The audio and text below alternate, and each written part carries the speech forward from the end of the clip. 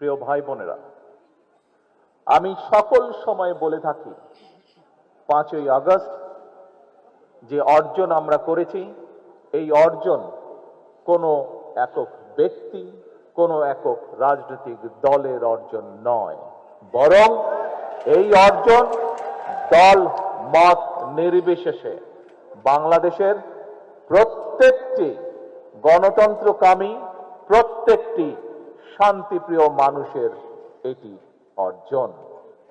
এই অর্জন করতে গিয়ে আপনাদের যারা উপরে বসে আছেন, এপাশে যারা বসে আছেন আমার হাতের ডান দিকে, তারা হয়তো দেখতে পাচ্ছেন, নিচে যারা বসে আছেন তারা প্রত্যেকে যদি আপনাদের ডান দিকে তাকান, দেখবেন একটি ব্যানার আছে, ব্যানারে লেখা আছে জুলাইয়ে শহীদ হওয়া সর্বকনিষ্ঠ ফুলগুলো।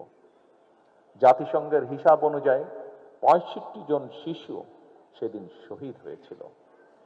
এই বাচ্চাগুলো শহীদ হয়েছিল, তাদের কি কোনো অপরাধ ছিল?